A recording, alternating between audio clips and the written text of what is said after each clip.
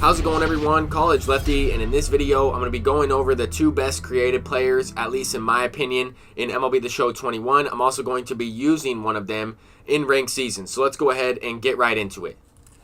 Quick stub tip: while these Tops Now players are coming out towards the end of June, at the start of July, we are going to be able to make a lot of stubs. Along with the flash sale, I've been buying and selling Cliff Floyd cards. There's a lot of cards on the market that have a pretty good differential between the sell now and the buy now. But anyway, we're going to go ahead and activate this relief pitcher Pedro build. Okay, so I have maxed out this Pedro build at the diamond level. I'm going to be quickly going over my equipment because it is slightly different from the Yo Adrian build or even the Hawk build.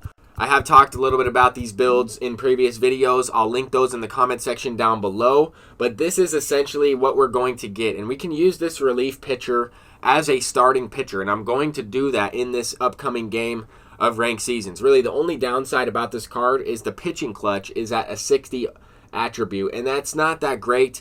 But at the same time, if you do not allow any base runners, then that pitching clutch attribute would never be activated. But this card can also hit a little bit, right? This has the base attributes from playing Road to the Show. This created ball player is pretty much maxed out in terms of attributes. I did use, some of the simulation glitches that were in the game previously. They've patched some of that stuff, but a lot of people I match up with seem to have a maxed out created player as well. So that has been in the game for several months, but this is essentially the Yo Adrian build in center field. I have talked a little bit about how to use any build for a specific created player at any position. I'll link that video in the comment section down below. But as you can see, I would be using different diamond equipment items for specific positions and player builds that I'm looking to use this created ball player at. But anyway, I wanted to kind of take you through this. A lot of people have asked me recently on the live stream talking about this created ball player, how it even works. A lot of people have said it's very confusing, especially if you're new to the game, which I completely understand. So I'm just taking you through this build real quick, and then we are going to hop into a game of ranked season. So what I did was activate the relief pitching build. I put the Pablo Sanchez created player card in my bullpen, and then I selected that card to pitch with. And I'm not using any type of weird, animation or pitching motion. I'm just using Pedro Martinez motion. I've used it as a left-handed pitcher. In this video, I'm going to be using him as a right-handed pitcher, and hopefully he can do pretty well.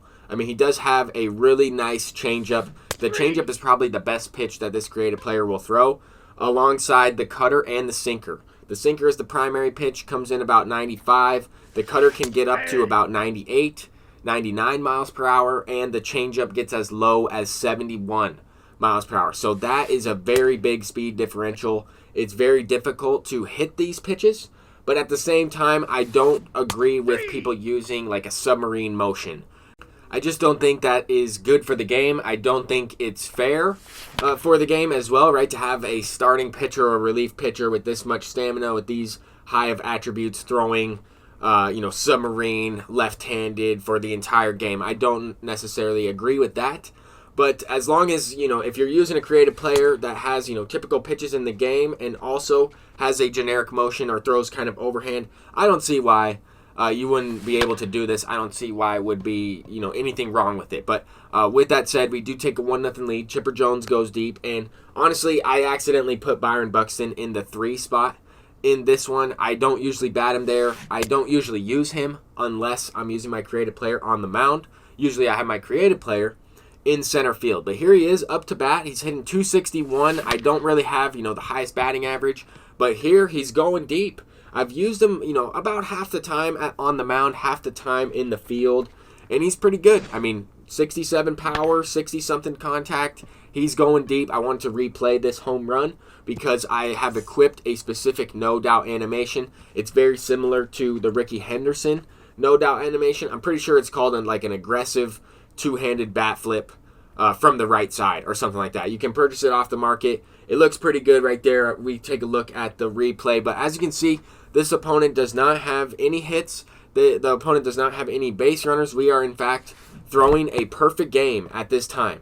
Through 2 innings, I know it's not that far into the game, but we have struck out, a lot of players already so far, and that's going to help the confidence. If you notice, I'm able to get pretty much 90+% accuracy on every single pitch that I'm throwing in this game. I truly feel that Pedro Martinez has the easiest motion to use this pinpoint pitching method with. I really think that his animation, I don't know what it is about it, but if you have good walks per nine, good control on these individual pitches, which I have talked about in my previous video when using the created player, the individual pitch control and break is probably the most important alongside the hits and K per nine attributes. But that walks per nine attribute is going to help you consistently get 90% or above, even 100% consistently over and over again, a lot easier. So with that said, I feel like this card is the easiest pitcher to use. He is kind of an overpowered Pedro Martinez type of player. Pedro Martinez obviously did not throw a screwball, but I feel like he threw, some pitches like this pitch mix other than the screwball. Maybe not the slurve, maybe he threw a slider, but close enough. I like using Pablo Sanchez on the mound. He reminds me of that backyard baseball type of player. It's kind of a two-way star in that game. He could pitch and hit. So I like to recreate those types of things. But if you don't agree with the ball player, I also understand that side of things. I do understand that. I was a person that didn't use the ball player for at least the first month of this game, and then I realized that everybody that I was playing had one, and I wanted to try it out, right? It's not a bad thing to have as an option. You don't have to use one if you don't want to, but a lot of people will use one and try to get that little advantage in ranked seasons, and it is one of the best players in the entire game. So if you don't use one, that's okay. You're probably good enough to use, regular traditional players in the game, and eventually we will have more than enough. There will be abundance of these 99 overalls, and you can get away with not using one at all. But I was throwing a perfect game through 6 innings or so, and then, of course, the game crashed. As you can see, this has happened to me a lot of times. This is specifically related to, I believe, my PlayStation 4. However, this is the only video game where this game will actually crash in the middle of it. At least for my PlayStation 4, I don't know.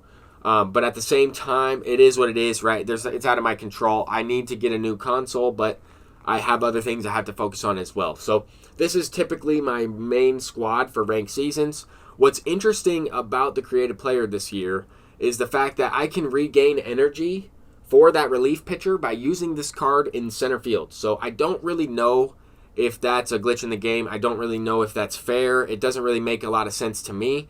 But Pablo Sanchez would have, less than half energy from just starting that game. Then if I use him in center field for 2 to 3 games or so, maybe even less because he does have the unbreakable quirk, he regains energy at a faster rate, then I can use him again on the mound in the next few games. So it's kind of interesting, but hopefully I was able to help you out in some way. I'm College Lefty, and peace out.